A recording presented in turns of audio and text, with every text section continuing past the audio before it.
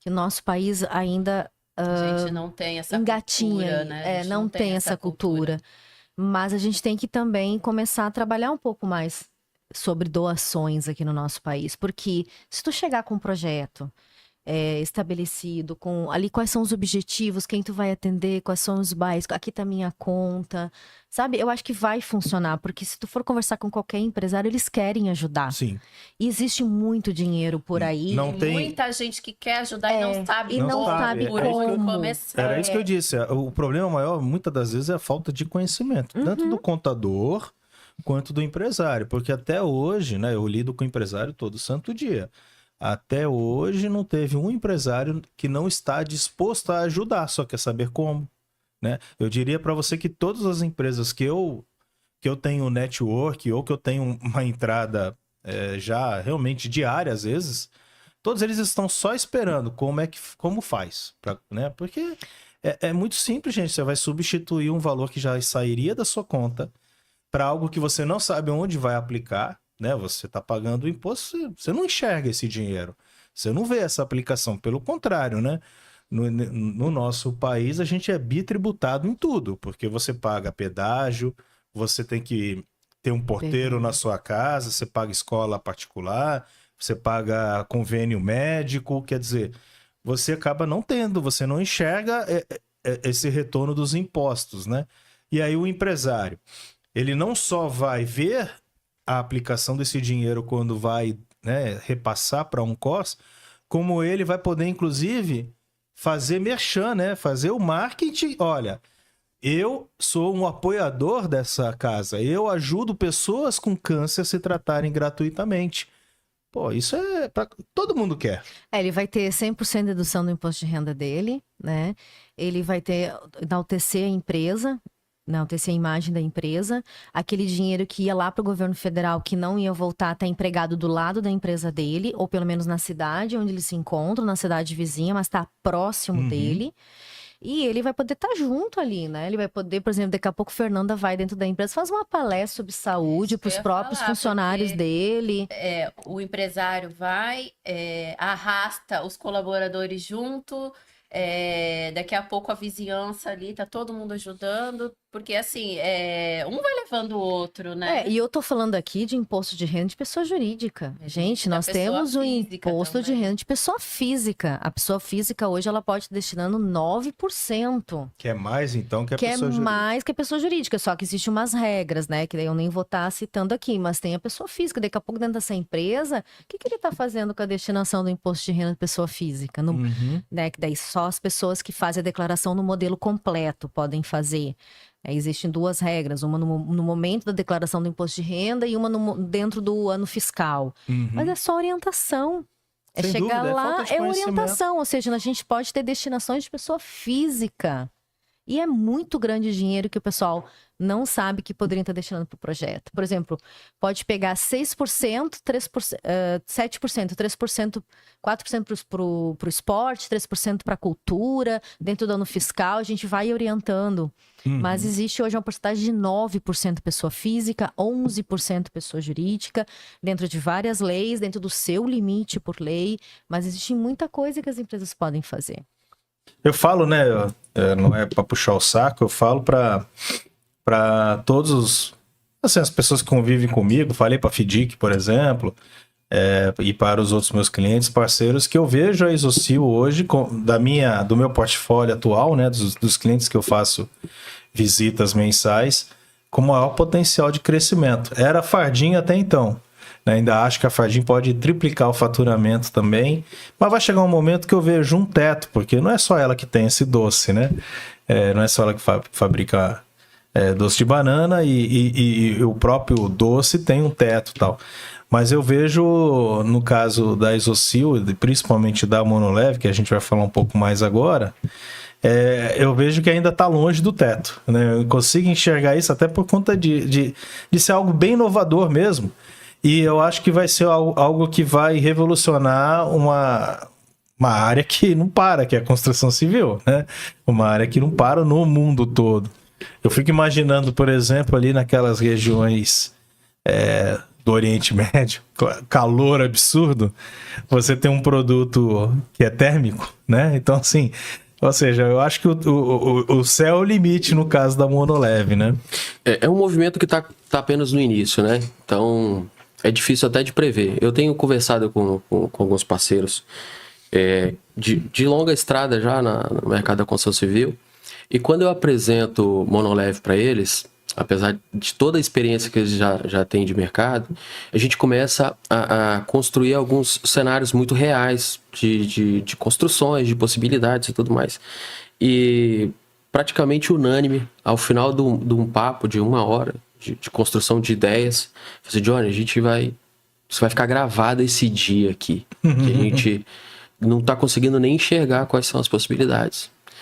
Então, mas o desafio é estruturar para elas, né? Sim. É estruturar para elas. Porque às vezes, né, nem sempre a boa ideia consegue colocar em prática. Exato, né? Então, exato. Não quer dizer que a gente está com um pote de ouro que a gente vai chegar ao ouro, né? Então, eu entendo os desafios que a gente vai ter, né? Que a Isosil vai ter, que você como CEO e a sua equipe vai ter, e eu como seu consultor, a equipe vai ter para a gente chegar, né, nesse mercado de fato, porque é tão inovador que vai ter algumas barreiras que a gente vai ter que ultrapassar, né? Inclusive, a gente vai começar a pisar no calo de alguns caras grandes aí, né? Que hoje detém o mercado, né? Da forma que a construção civil é hoje, né? Então, tem vários desafios, mas eu consigo enxergar, porque só tem vantagem, né? Para todo mundo que eu falo do Monoleve, só para vocês entenderem, gente, a gente está falando aqui desde sempre, né? Desde o início da conversa, de laje feita com EPS, ou seja, com isopor. Ou seja, uma laje mais leve, mas tão resistente quanto seria de alvenaria, e com todas as vantagens do isopor, né? Ou seja, o fato do peso, o fato de ser térmico, enfim. E hoje a gente está falando do Monoleve, agora a gente está falando do Monoleve de fazer também as paredes. Então, assim, eu vou deixar para você falar quantas vantagens tem o fato da gente trocar a alvenaria por Monoleve, por isopor, por EPS. A construção em Monoleve, a tecnologia chama painel monolítico, ela traz inúmeras vantagens, mas a principal delas, e aí quando você fala, a gente vai mexer com muita gente que está fazendo alvenaria e tudo mais e tal, isso é uma realidade, mas hoje não tem como o mercado não ir para tecnologias novas, tá? Então temos aí a falta de mão de obra, que está crescente. Projetos existem aos milhões. Uhum. O déficit habitacional no Brasil só cresce, 1 milhão de unidades por ano. Como que você vai construir?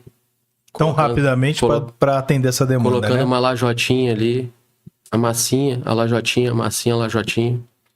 E aí a gente está falando também da parte climática. Meio ambiente, né? Cada dia mais calor, cada dia mais quente. Esse cara que vai morar nessa casinha aí que foi feita lajotinha por lajotinha, aquele barro assado ali. Uhum. Esse cara, qual a qualidade de vida que ele vai ter? Uhum. Né? O gasto com energia elétrica, porque aí o ar-condicionado vai passar a ser uma coisa que é quase que obrigatória, né? Exatamente. E hoje em dia a energia elétrica tá caríssima também. Caríssima. Com o painel monolítico, o Monoleve, você tem 70%, até 70% de economia no ar-condicionado.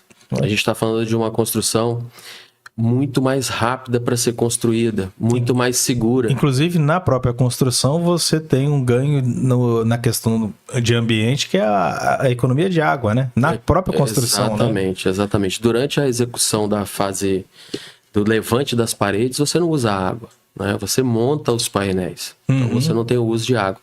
Tem um estudo, já tem um tempinho que eu vi, mas a Cezanne fez um estudo há uns anos atrás, e esse estudo apontava que de 100% da água potável da cidade de Vitória, consumida pela cidade de Vitória, 80% iria para a construção civil. Aí, para fazer parede. Para fazer parede.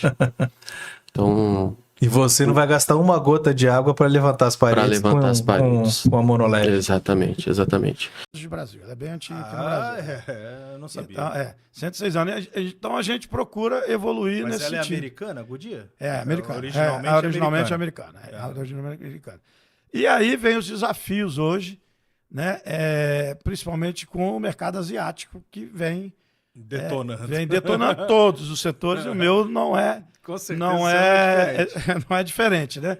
Então, assim, agora estamos vendo aí um carro, né? Uma montadora lançou um carro, uma SUV grande, completa, por 137 mil. A BYD ou a... Não, foi como é que chama? Me deu um branco agora. Ela já está aqui no Brasil há algum tempo. Me deu um tempo. Tem feito propaganda direta agora aqui. O que eu tenho visto muito é a tal da Tigo. Tigo. Lançou aquela Tigo 7 por 137 mil reais. Os concorrentes daquela mesma categoria, todos estão acima de 170, 180 mil. Que na verdade é aquela Caoa, né? Caoa, a Caoa Chery, é fabricada no Brasil. A Chery já veio e saiu e depois voltou com a Caoa, né? Exatamente. Caoa que faz os carros Hyundai também. Então, assim, a invasão é um novo ciclo. Tanto é que nessas andanças, há 10 anos atrás, nós montamos uma importadora, a nossa família, junto com outro investidor, um amigo meu particular, e aí fui à China 4 vezes, né, desenvolver produtos lá, e a gente pensava em abrir uma importação de produtos variados, acabamos que depois importamos produtos também dentro da nossa área, né, desenvolvi produtos lá, por exemplo, amortecedores eu trazia lá de empresas lá. Visitei empresas que tinham idoneidade, fabrica OEM original, e fabricava, então importava alguns amortecedores. Na marca de vocês? Na minha marca. Qual a marca que era? Eu trazia na marca Casa do Silencioso mesmo.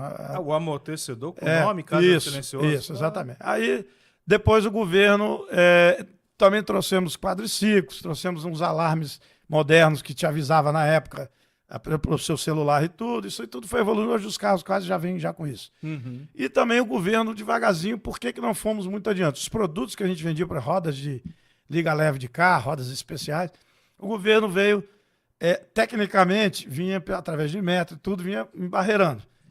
Criando dificuldade daqui, dali, aí ficou quase que inviável. Uhum. Né? Para um pequeno importador, os produtos que eu trazia, que era concorrência de multinacionais, ficou praticamente inviável e a gente foi desmobilizando e desmobilizamos. Depois passamos a importar pneus também. Pneu acho que é o normal hoje, né? Importamos pneus direto da China, nós importávamos direto por um período, depois paramos e hoje estamos nessa Hoje sequência. ainda não é viável nem mesmo o pneu? Cara, ainda é viável importar. O problema você tem que ter um capital enorme, né? Quando a gente importava, tinha que fazer. Pagamento à vista. Você tem que pagar 30%, o pneu está no transporte, você tem que pagar o resto. E às vezes demora 3, 4 meses para chegar aqui. Um container você consegue trazer no máximo 14 medidas de pneu. Pneus tem medida, né? Cada carro tem uma medida. E hoje temos a Goodyear, por exemplo, tem 300 medidas para cobrir a linha e é uma das mais enxutas. Caramba! E aí você imagina, num container você traria só 14 medidas. Então você ficava furado em muitas medidas, a não ser que você fizesse um movimento grande, como temos hoje, grande importador, que importa de tudo, vários containers, gira muito. Então ele tem tudo ao todo tempo, né? E aí também começamos a parar com esse processo, porque veio também essa parceria nacional que a gente está hoje com eles, né? Lá Então, hoje é uma marca só, pneu só Goodyear. A gente tem, basicamente, o pneu Goodyear. A gente tem ainda alguma coisa de importado, tá? Em algumas coisas que a Goodyear não tem, algumas medidas que às vezes existe um diferencial muito grande, mas a gente tem assim para atender aquele tipo de cliente que tem aquele perfil ali, tudo. Entendi. A gente não anuncia nem nada disso. Entendi. A pneu remold ainda existe ainda no Pneu mercado? remold Como é que tá? existe, trabalhamos com isso há muitos anos atrás, depois paramos, né? Ficamos só com os pneus novos, né, e tudo, mas ainda existe no mercado algumas boas empresas. Porque tinha uma fábrica, inclusive, lá na Serra, a F1 Tire, eu cheguei a fazer projeto lá também. Né? Lá, assim que eu cheguei no Espírito Santo, eu trabalhei lá em 2017. Mas a informação que eu tenho é que essa fábrica, inclusive, fechou. Né? Não sei se... Teve algumas fábricas que fecharam e tudo. A gente nunca foi forte, nunca... Teve uma fábrica, não, acredito que tenha, uma fábrica muito grande que era a Magno, né? A Magno. Eles eram fortes nesse pneu remote, acho que é de Recife, né? De Recife, hoje eles são importadores. Hoje eles só importam. Eu acho que eles nem fabricam mais remoto. São grandes importadores no Brasil. Eu sou cliente deles, inclusive. Conheço o dono, o proprietário. Eu não sei nem se é uma verdade, mas até na época da eleição da Dilma, aquele Roberto Campos, que era Exatamente. de Recife, Uhum. que faleceu lá em Santos, onde eu moro. O avião caiu. O avião caiu. O avião era do dono da Magno. Exatamente. É isso eu conheço ele, já tive com ele algumas vezes. Então é verdade a história É que verdade. eu escutei. Era verdade. O avião era dele. Legal. E curiosidade, meu pai teve oficina a minha infância toda.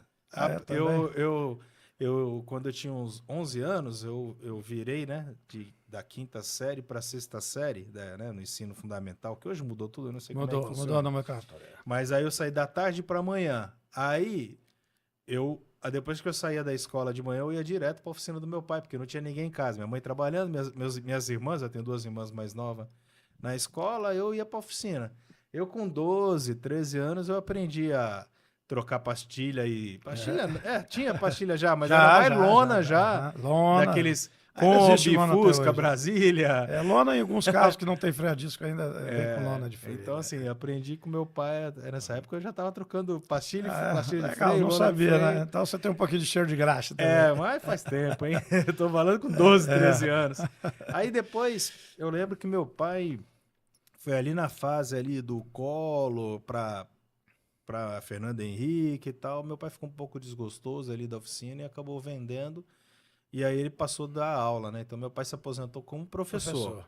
Olha que bacana. Dava aula de manhã, de tarde e de noite, lá tanto para a prefeitura quanto no estado. Chegou a dar aula também em empresas privadas, mas eu acho que ele se aposentou como público, né? Como professor do ensino público. Legal, bacana. Mas eu nasci com meu pai na oficina. Nasci até meus 14 anos, acho que meu pai tinha oficina ainda. Bacana.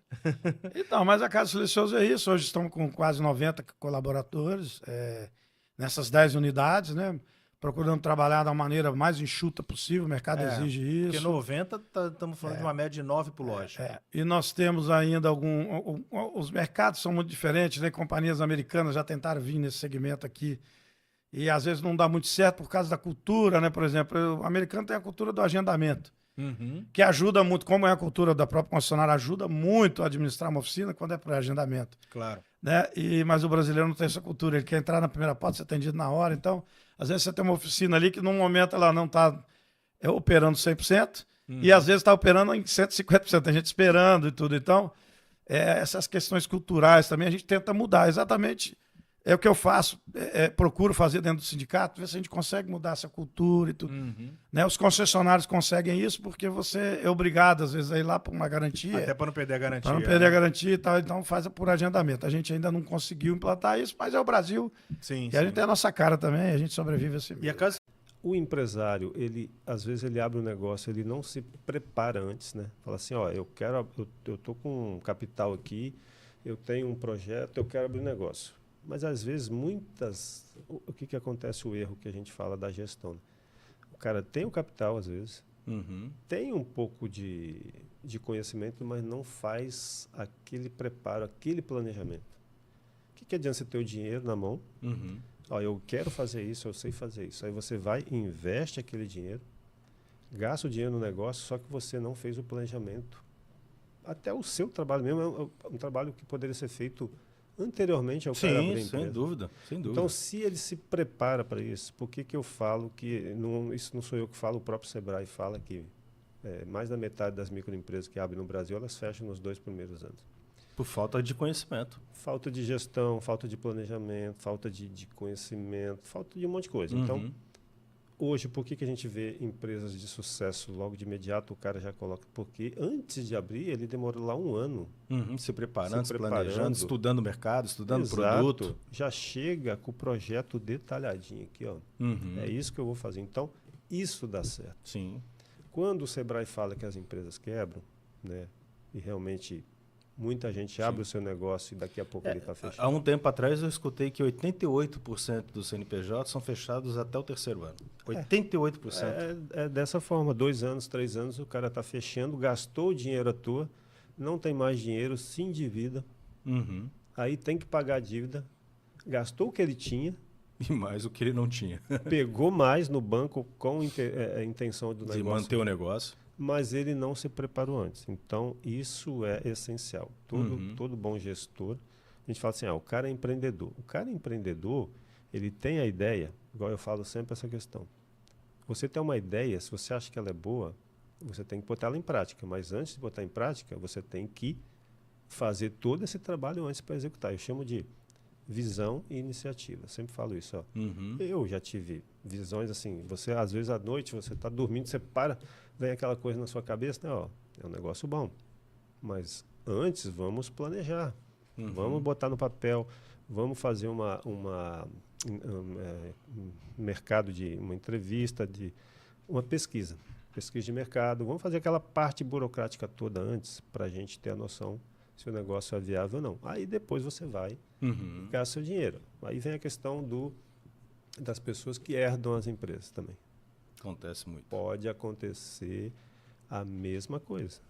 O pai está lá trabalhando 20, 30, 40 anos, daqui a pouco ele se afasta, aí passa para os filhos. Se os filhos não estiverem... Não forem preparados para isso, ou né? já estiverem ali dentro da empresa, porque o cara às vezes entra cai de paraquedas, como diz o ditado, né? Sim. Então, vai acontecer o mesmo erro. Então, por isso que eu falo, o nosso trabalho hoje é o quê?